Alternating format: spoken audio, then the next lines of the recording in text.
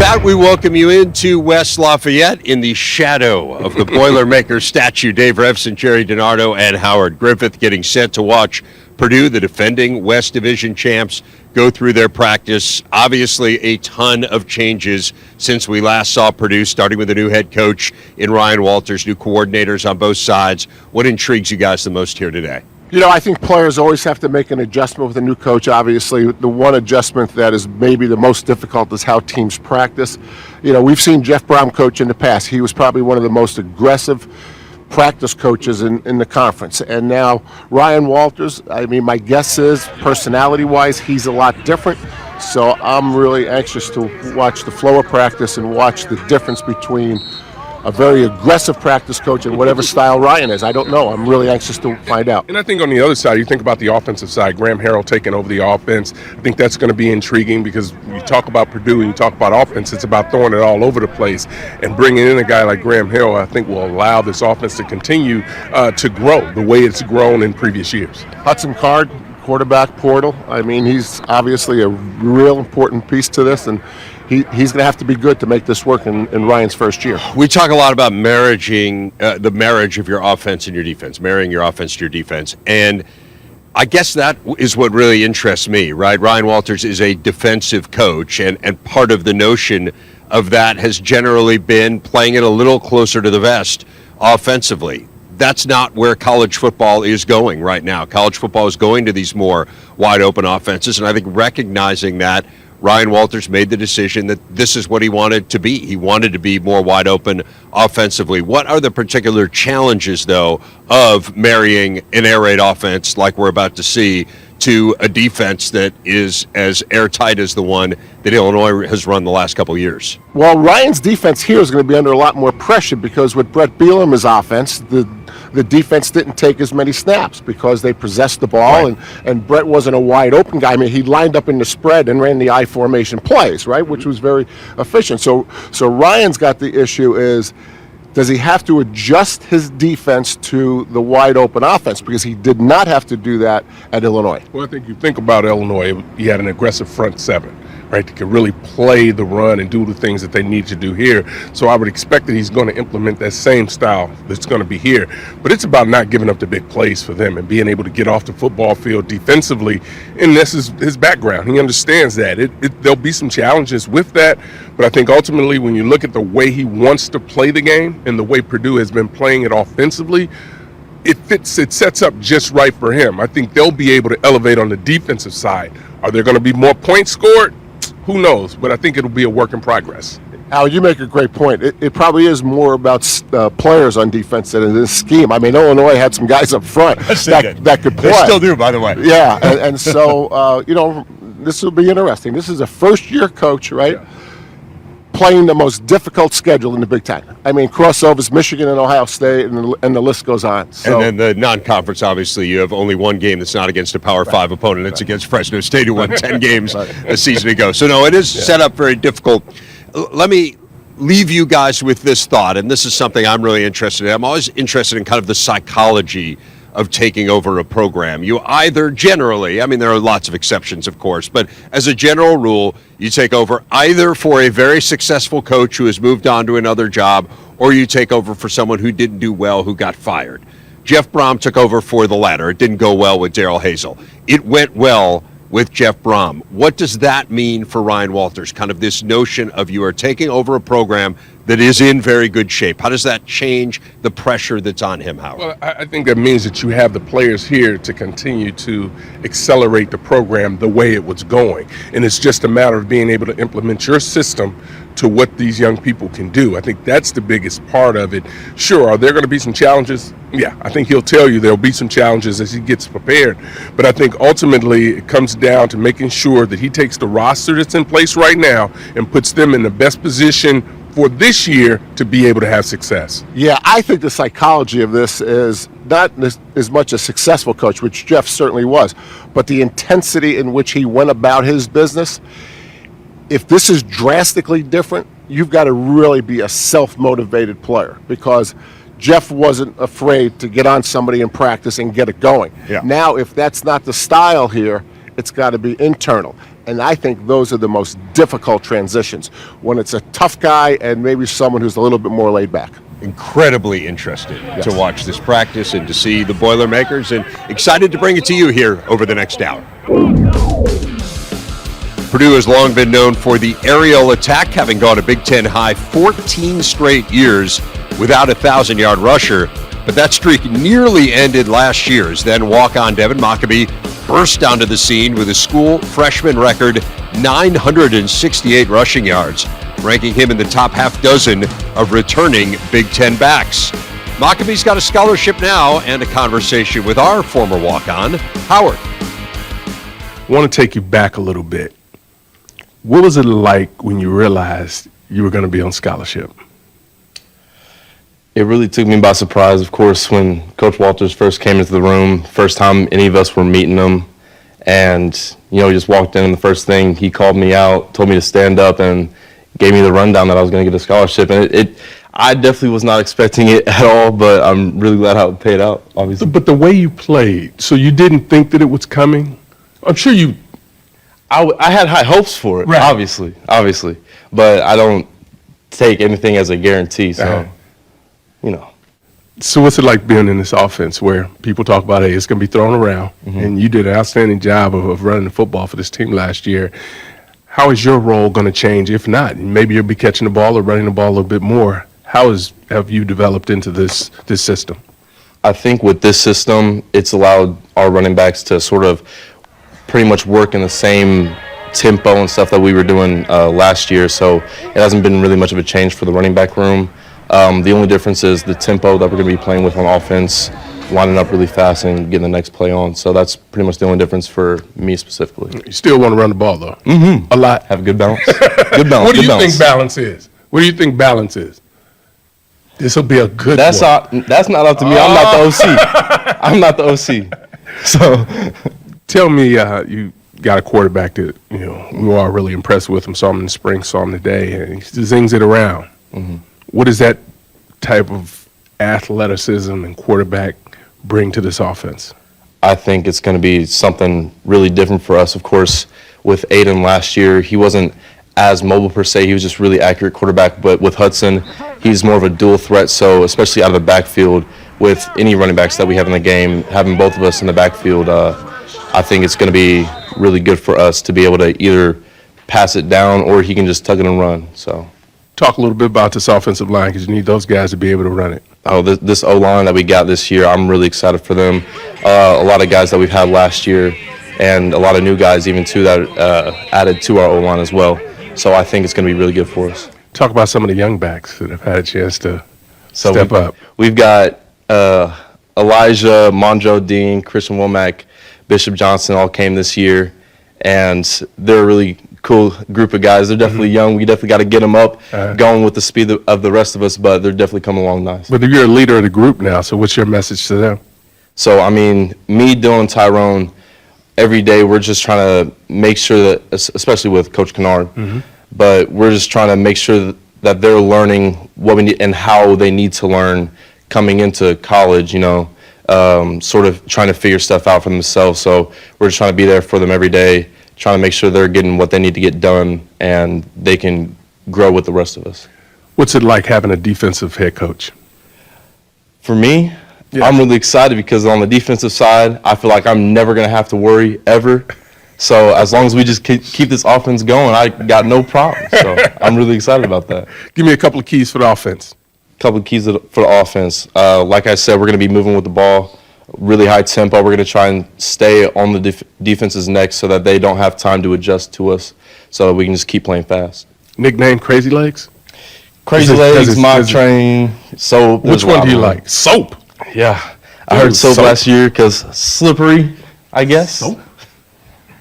Okay. I didn't choose that one. All right. There's a lot of them. Have a great year. Welcome back to West Lafayette. The Boilers' defense fairly solid last year, though the final numbers got distorted a bit by a very poor performance in their bowl game. The issue is they lost quite a bit of production off that unit, dipped into the portal to try to fill some of the holes, particularly up front. That part of the challenge for new coordinator Kevin Kane, who visited with Jerry. Coach, you come with Coach Walters, who's obviously a defensive coach, but you're going to be the defensive coordinator. How do you and him plan on interacting during the season? Yeah, it's been fun because of the last 2 years. It's been kind of on game days. He and I have been the communicators, so I think it's going to be very similar to what it's been the last two. I'll be on the field with him, and he'll be able to kind of give me what I used to do for him, see the formations and do different things and his thoughts. And the one beautiful thing about working for Ryan is there's no egos in this building, and he's also a pretty good coordinator when he was calling it. So I'm all ears. I'm going to take advice, and we're going to work together and put up a good product on the field. You're going to be defending teams maybe being on the field a little bit more. At Illinois, Brett Bielema was a possession guy, wanted to possess the ball offensively. Does that change anything that you do defensively? I think complementary football is still something that I think we're going to do here. Talking with Coach Walters and how he wants to play the game. I think every game is going to have its unique scenarios, and some days you're going to have to score more points, and other days they're going to be struggling, so you have to play back and forth ball. But I think I've worked for Sonny Dykes before too, so I've been on that seat where I've had to be able to play a little more snaps here and there. So I think we've been really trying to develop the depth here on this defense, just in case guys do get tired. And I think with how we're going to play the game, the style of the Big Ten, I think still will kind of hold true. I think with the ball control and everything. So I think that'll be fun to see how Graham and Coach Walt kind of incorporate their philosophies and styles into what the traditional conference is like. You mentioned depth. How have these players fit into your scheme? In other words, Illinois, the scheme worked. Mm-hmm. How do these players fit into that scheme? I think, if you can win a one-on-one, you can fit into this scheme. We create a lot of matchups where guys are going to be in a one-on-one scenario. So I think guys have bought into that. I think when we first started Illinois, we started in a 4-down and then morphed into this front that we have now. And those guys bought into what was going on once they realized the opportunities they're going to have on the field. So coming here, we have certain body types that we would like to have. And I feel like we've gone out and got some more guys in that body types that we like. I think we're going to have some good pass rushers, I believe. I think guys have really proven to me that they're going to be able to hit, harass, sack the quarterback. And I feel like those guys are going to continuously get better because the back end has gotten better along the way. So, who are some of those guys, especially if they're new portal guys or young freshmen? On the back end, we were aggressive. Coach Carter was extremely aggressive, trying to find some guys to help us out. Markevius Brown and Marquise Wilson are two guys that have come in and had a great impact throughout camp. And then up front, we got Malik Langham, a guy who came from Vandy, who's a big body that's going to occupy a lot of space, and Jeffrey Emba is a guy. He's got a little ways to go yet, but he's proven to be a big, physical, athletic body in the middle. So, those are just 4 guys, but we've got a few others that have come in and really embraced what we're doing here and helped us out. What's left undone between now and the opener against Fresno State? We got one more scrimmage left, and that's kind of the fine-tuning of things. So I want to make sure our guys get out there and just execute the defense and go and play hard and physical and tackling. I think tackling is always the unknown going into week 1. So I want to see great angles. I want to see guys physical, and then at the end, just get healthy and let's go. Appreciate your time, Coach. Appreciate Thanks. it. Thank you, guys. A look at some of the portal acquisitions that Kane hopes will step up this year. 3 SEC players up front, though none of the 3 had more than 16 tackles a season ago. Some new faces at corner as well, trying to fill the void left by the outstanding Corey Trice, including an in-conference transfer with Penn State's Marquise Wilson, who totaled 20 stops last year. Let's turn our attention to this defense, and I always think it's fascinating when you have a new program and you have a coordinator who has cut his teeth on one side of the ball, and now all of a sudden he's overseeing the entire program. We saw Ryan Walters in the way that he transformed Illinois' defense. Now he comes into Purdue, where they were fairly competent here defensively over the last few years, and he puts his system in with a defensive coordinator who's worked for him before in Kevin Kane. How do you see all this coming together on that side? I'm not sure Ryan or Coach Kane really know, because the style of offense here is drastically different than it was at Illinois. So the prediction is that defense will be on the field a lot more than it was at Illinois, although they'll start with the scheme and try to fit the players into their scheme. I think Ryan, I think he's going to roam. I think he's going to get more and more comfortable watching both sides of the ball, so I don't know how much involved he will be in the defense. But I would suspect if we count the snaps at the end of the year, the Purdue defense will be on the field more than the Illinois defenses have been in the last 2 years. Well, I think having Kevin Kane here helps him. It helps him become a better head coach because he's not focused on having to be concerned as much about the defense because he has someone that he trusts and believes in will be able to get the system implemented and be able to call the game the way he would call the game. Now, there'll be tweaks. There'll be challenges that I think, he'll probably say, well, no, let's go this direction. But I think them being on the same page allows Ryan to be a better head coach, and I think ultimately that's the most important part of it. And Coach Kane made the point that at Illinois, those two are constantly talking. Kane was upstairs, Ryan was downstairs, and so that very well could stay the same. I mean, Ryan can oversee the program, but on game day, certainly be tuned in defensively, maybe more so than most head coaches are. What was the sense you guys got personnel-wise, Howard? What did you see here? This is a defense that lost some big production off of last year, particularly up front. What stood out? Well, I think you look at the defensive line, and they've talked about it openly about the guys that they've gone in to the portal to get. I think those guys are going to give them that strong foundation that they're ultimately are going to need because this system requires a defensive line to be dominant, be able to penetrate and create pressure on the quarterback so the back end can make plays. Yeah, I mean, they're an impressive group. I mean, it was hard to tell without contact, but physically, the portal guys look like they're ready. Again, they're going to need more than just the starters if, in fact, the defense is on the field more than maybe perhaps the Illinois defense was that they were running. Philosophically, give us a sense of how you believe it is different than what we saw here previously. I mean, any Purdue fan will tell you the big issue last year was the big plays. There's only one team in the country that gave up more plays of 60 yards or longer than Purdue did. There was no team in the Big Ten that gave up more passing plays of 30 yards or longer than Purdue did. So what's different here in terms of preventing that? I just think the number of snaps that the defense is going to be on. I think the scheme of Ryan Walters, it will be different than last year's Purdue scheme, and I, in fact, think it'll be a better scheme, and they will not give up more big plays unless it's fatigue or they're on the field too much. But I think systematically, Ryan Walters' defense, as opposed to last year's Purdue's defense, is better schemed. Yeah, the safety's going to be deep. Yeah, right. He's not going to be giving up big plays because if he is, he ain't going to be back there, and that's really the reality of this defense. But I think they'll learn. It'll be a work in progress week by week, but I know they'll be better. It'll be fascinating to see how it all fits together here in West Lafayette. A challenging slate for Purdue this year with 11 of the Boilers' 12 games coming against Power 5 foes, and the other one, as we mentioned, is a Fresno State team that won 10 games a season ago. They cross over with both Ohio State and Michigan and end the season as they typically do, battling in-state rival Indiana.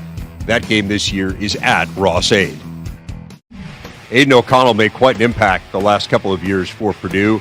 The former walk-on orchestrating an attack that averaged better than 30 points per game both seasons.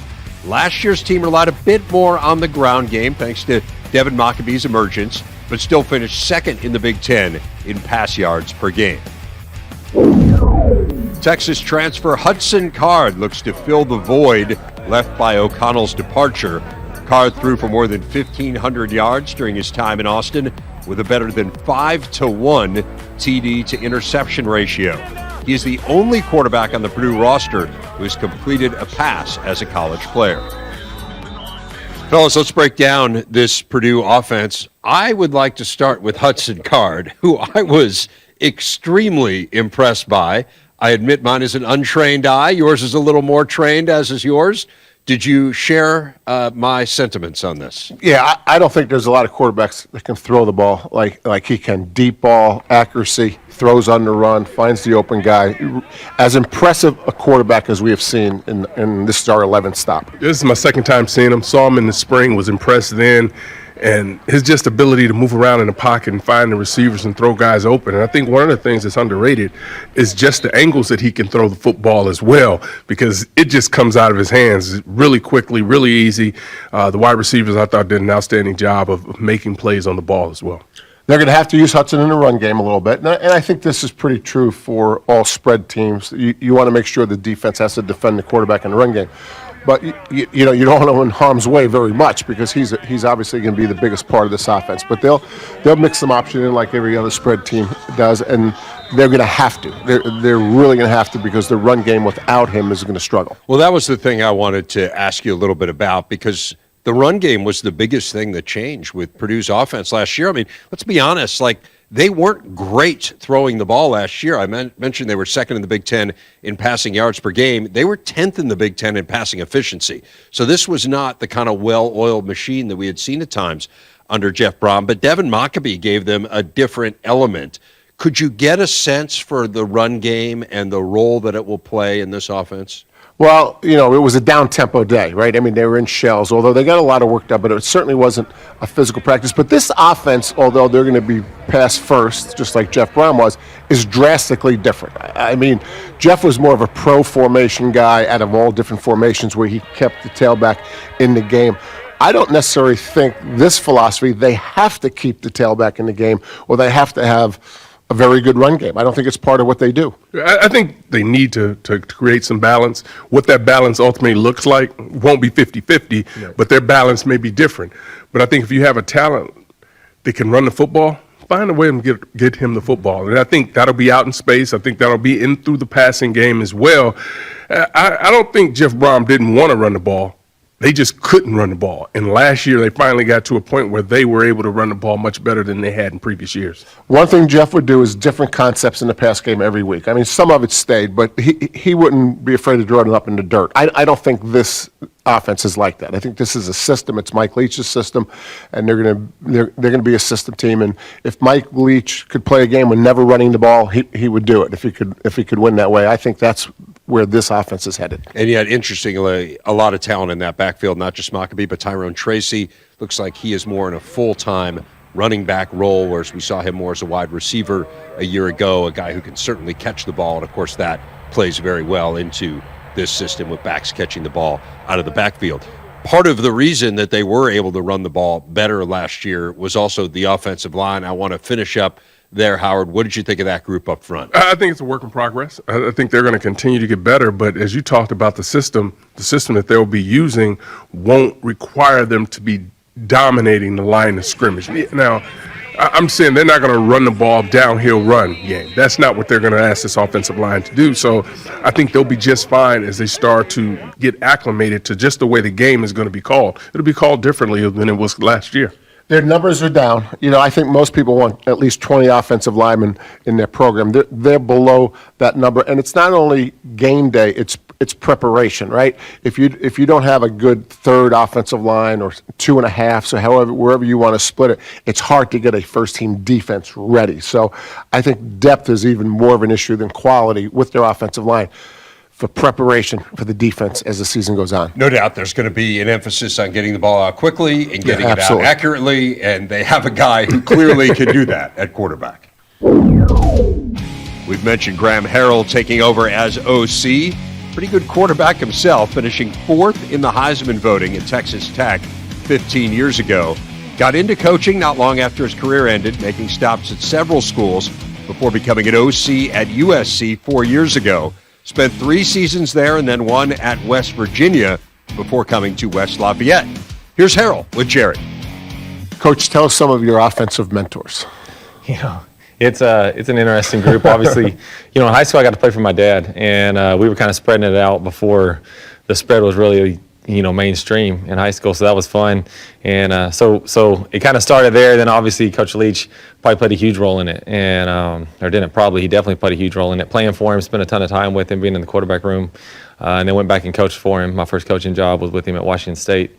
And so, you know, I think those two have shaped us as much as anyone. And obviously a lot of people that have come from Leach's tree, I got to coach with as well, or coached me as well. And so it's kind of a vast net, I guess, especially all of Leach's guys.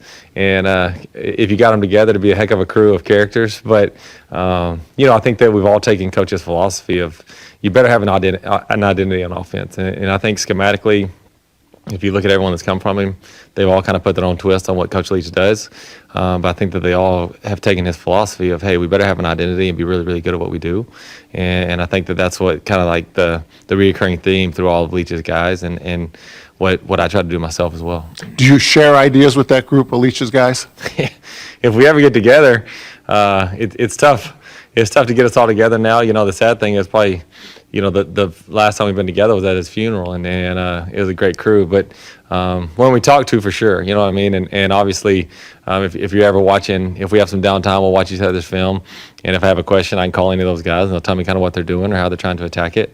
But it's a great group of dudes. Like I said, it's an interesting group of dudes, and we've had, I think a lot of people have had success offensively that have come from Coach Leach, and I think that's a huge credit to him. Why is Hudson a perfect fit for this offense?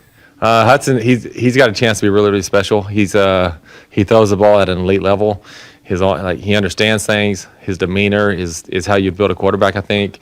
He's way more athletic than I think people than he probably gets credit for, or what you think. He played receiver as a freshman and sophomore in high school, and so he didn't play quarterback at Lake Travis until his junior year. He's really, really athletic, and so he just adds a dimension that we haven't had in a while. So we're excited about what he can do. I think he fits us really, really well, and if he plays at the level he's capable of playing, he'll give us a chance to be successful each week. As you studied the Big Ten defenses during the offseason, what jumps out at you? Obviously, it'll be the first time in the Big Ten. I think I've played Iowa twice, once at North Texas and then once at SC in a bowl game. So I think that's kind of my only experience really against the Big Ten. But I think that we can match up well. It's like I said, it's going to be different than the first time in it, but it's not going to change the philosophy of let's try to make them defend the entire field. And I think that that's what we try to do. Try to stretch them vertically, try to stretch them horizontally, and make them defend the entire field and stay on the attack. And if we can do that, we're excited about the group we have, and we got to try to go execute each week. And if we do, like I said, we'll have a chance to be successful. Tell us about some of the guys in that group that are either portal guys that we wouldn't know or young guys that we wouldn't know. I think we got the crazy thing, or not the crazy thing, but we talk about it a lot. We have a group that is kind of old, but not a ton of playing experience, particularly with each other. Hudson, he obviously transferred in, that we've talked about a little bit, and he's played some games, but it's never really been a full season. And then our receiving core, I think, really has a chance to do some good things. Dion has been great this camp. He's really bought into the program since we've been here. I think he's changed his body and kind of developed as a player as much as anyone has this entire offseason since January when we kind of started this whole thing. So we're excited about him. And then the offensive line, we have some that are coming back, Musa, Bo, some of those guys, but we also have, we took a lot out of the portal. And so we're trying to find the best five that can mesh together. And when we do that, those guys are going to play a huge part in us being successful this season. Well, thanks for your time, Coach. We're really anxious to see what this looks like. Thank you. We're excited about it. And Purdue head coach Ryan Walters joins me now. First of all, when you hear that, what's been the biggest adjustment to being a head coach? Just the recognition in the community. Other than that, it's you're still doing football. I am starting to get adjusted to the amount of time spent on non-football related items. You know what I mean, and just managing all it takes to run a program and dealing with all the off-field issues as well. Elaborate on some of that. Like, what are the challenges that you have had to undertake that either you weren't aware of or that just simply are different than you had anticipated they might be? Yeah, well, once you move from a coordinator to a head coach, my job now is not only to stop an offense, but it's to make sure that everybody's experience in the locker room is the best it possibly can be while I'm the head coach here. So that means looking into academics, into equipment, into sports medicine, into nutrition, into all the training room, the strength and conditioning, all those different areas, and making sure that those are being run at a first-class rate, so that way our players can have a first-class experience while I'm the head coach here. Who have you leaned on as mentors to kind of take you through this process? There's a countless amount of people. I've been blessed to be on a career path that has put me in contact with a lot of great men in this profession that have tremendously influenced my career. Brett Bielema, Bob Stoops, Barry Odom, Dan McCarney, Justin Fuente, to name a few. But all of those guys, I've taken bits and pieces of information and still made this program my own, but definitely have influence from all those guys. You mentioned Brett. I always think it's an interesting situation when you take over a program that's humming, that's playing well, right? I mean, this was a team that was in the Big Ten championship game a year ago. It's different from when you guys took over at Illinois. That was a rebuild. So how is it different mentality-wise and in terms of maybe the pressure that you feel?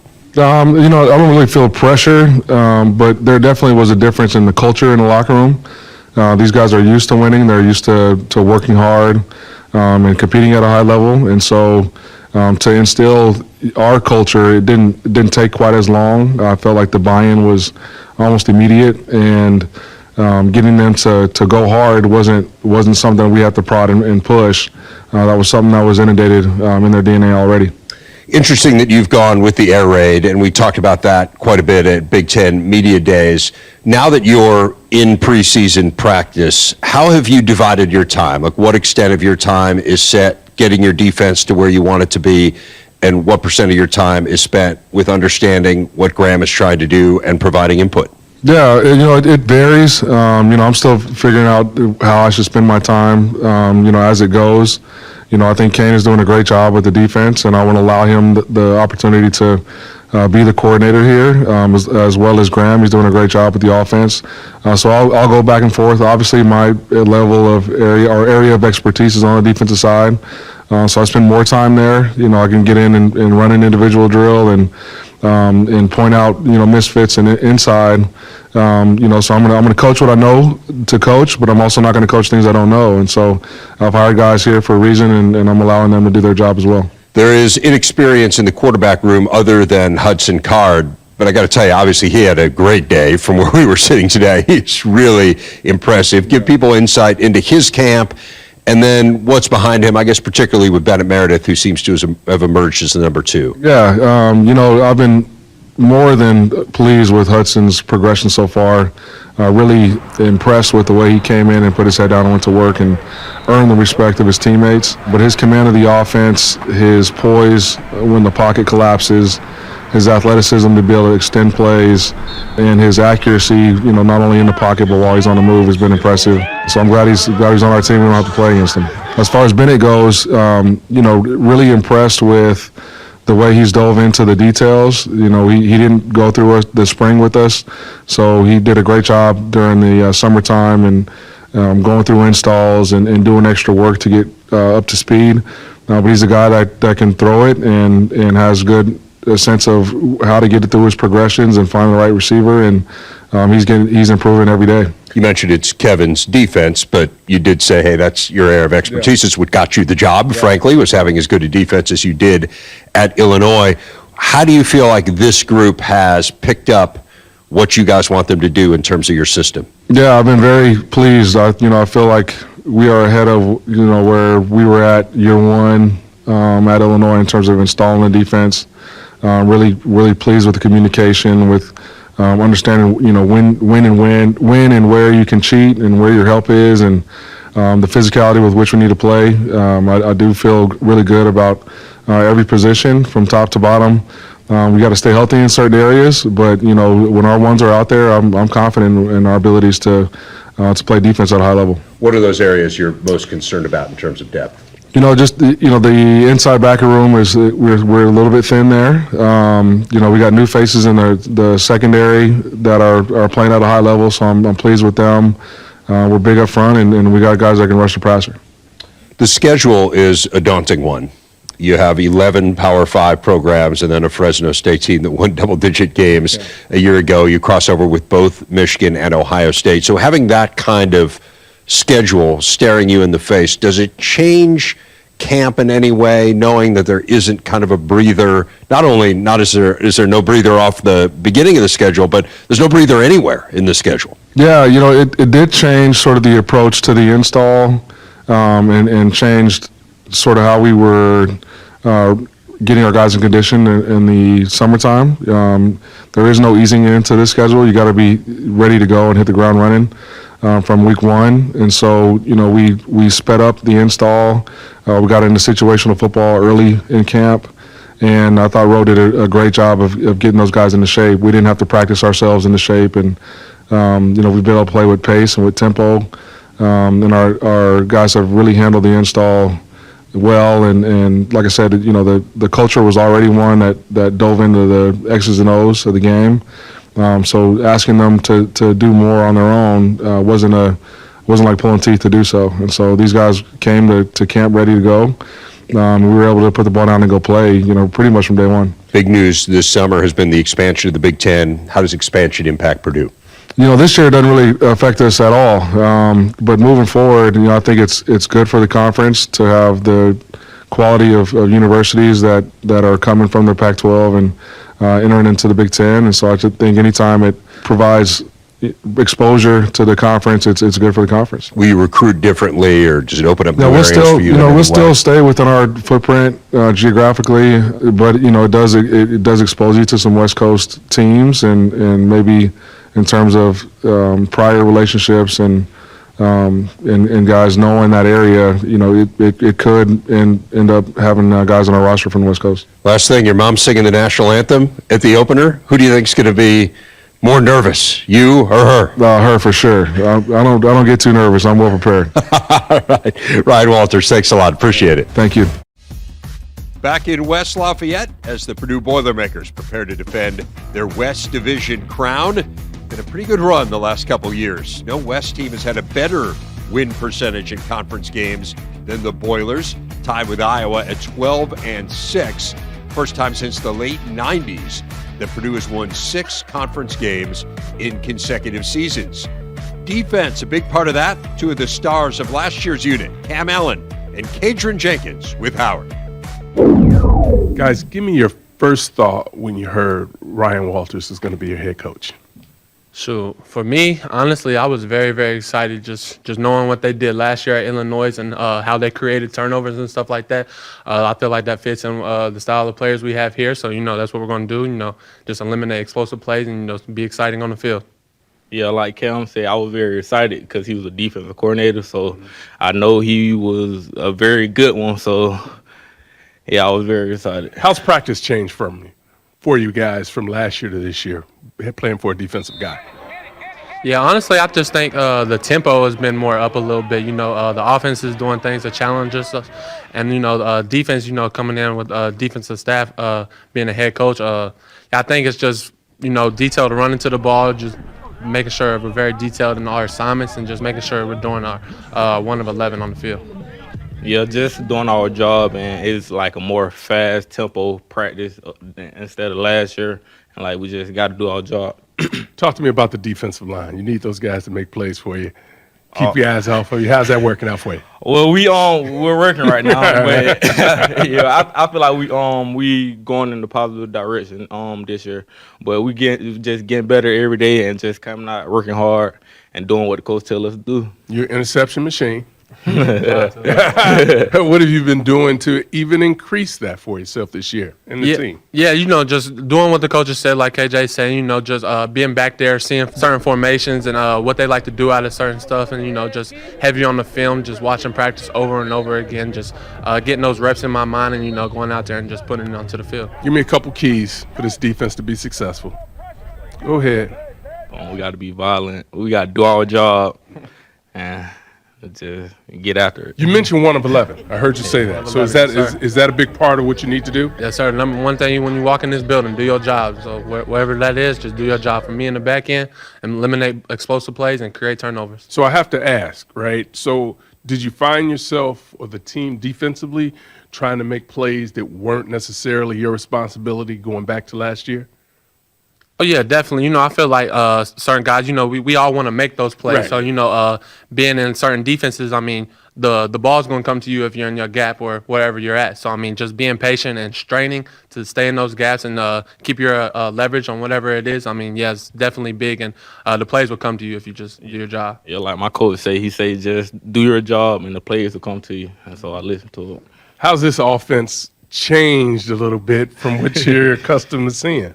Quarterback run, Hudson running. Got to chase him everywhere, but it's good for me because I get to do that, chase him all practice, and yeah, that's the main thing that's different this year. On the back end, Yeah, on the back, I mean, I feel like, everywhere you look in college, route concepts are all going to be the same. It's just going to, however they like to run it and different stuff they like to run it out of. So, I mean, yeah, just like he said, HUD, he's definitely giving us a good look back there and reading through his reads and see what he likes to do in his drops and stuff like that. So, I mean, yeah, the offense, they're giving us good work right now. Give me a couple of the young guys that have stood out this camp for you. Will Helt, he's an outside linebacker. He's been doing a very good job. He plays Fox, the same position as I do, and he's been very good at doing his job and making plays. So I'm very excited to see what he's doing this year. I got to tell you, I'm excited about it too because I noticed him in the spring. So I guess I'm on track with this. Well, guys, thanks a lot for taking some time. Stay healthy and good luck this season. Sir, thank you so much. Thank you. Wrapping up our day here from West Lafayette after checking in on the Purdue Boilermakers. And guys, we had a lot of questions coming in, a lot of excitement as to kind of how all this would fit together under first-year coach Ryan Walters with an entirely new staff. What did you take away from seeing Purdue? It was a down-tempo practice, but I thought they got a tremendous amount done. They got a lot done with the special teams. The one groups that you wish you saw a little bit more of were both lines, but they weren't in the contact phase. But well done practice. You could see Ryan's got this thing totally under control, and it was very good practice. I thought one of the things that really stuck out to me was the special teams pre-practice. And you had the offense and defensive lines were in their area, but everyone else on the team was learning what was expected out of them in their particular areas and sections, and the special team coach took them all through that. But this was a really good special teams practice today, and you talk about getting a lot done. They really got a lot done in special teams, and the reality is when you're coming in, when you're changing systems, when you have a new coach come in, special teams has got to be something you better be able to hang your hat on. And that's what stuck out to me when I saw the entire team, minus the big guys, spending their time in special teams and competing. Yeah, it was really well done. And the other thing you can see is that any team that has Hudson Card on it has a chance. Now, they're going to have to help. They're going to have to help the offensive line. They'll do that with running some option with him, getting the ball out of Hudson's hands fast. But, man, he can spin it. I mean, he's special. You mentioned a low-tempo practice. For people who don't spend a lot of time around football practices, explain what was different than what we've seen in some other places. Well, first of all, our players are here year-round now, and so you don't have to get a player in shape. They already come in shape, and you don't bang them every day. And so there's up-tempo where you might say you want 30 live snaps for the first offense, 30 live snaps for the second offense or defense. Means they're playing the game. It's no different than a real game. Today was a lot different than a real game. Offensive line, defensive line didn't go against one another. So when I say low tempo, doesn't mean you're not getting anything done. You're just not going full speed, and there's very little contact. You mentioned having Card. He's phenomenal. I mean, he really is, and we haven't seen him in live action yet. And obviously, we'll get a chance to see that. But when you talk about, and I said this in the offensive part, when you talk about a guy that can spin the football and guys are gravitating to and really showed a lot of leadership skills out on the field, even though the type of practice they had today, that gives them a chance because we all know how important it is to have a guy who can throw the ball, but also he can run the ball as well. And yes, they'll have to give him help, but having a guy like that under center is going to be a huge asset for this program. When you can spin it like that and you have the schedule that you have, I mean, this is probably the toughest schedule of all the Big Ten teams. Sometimes you have to make adjustments. Sometimes you can throw it a bunch, but if your defense is out there because you're playing crossovers against Michigan, Ohio State, Indiana, and then going through the West, that's tough duty. So Ryan Walters, as a first-year head coach, goes into the season thinking how he wants to play complementary football, but because of this schedule, that could change if he has to start protecting his defense a little bit. Pretty fascinating, too, to have a defensive head coach taking over at Purdue. The last head coach at Purdue to take over with primarily a defensive background, Leon Burnett, all the way back in 1981, guys. So it has been a long, long time. Last 6 head coaches, offensive head coach, have a defensive one here. And again, fascinating to see how all of this fits together. But a good day and a day I think that made a good impression on all of us. We are headed next to Illinois, Ryan Walters' former stomping grounds, 92 miles. That's it? Really? Not far at all from here to Champaign. We will check in on the Illini coming up next here on Thursday. Thanks so much for joining us from West Lafayette. This look at the Purdue Boilermakers. We will see you from Champaign as our road tour continues on the Big Ten Network.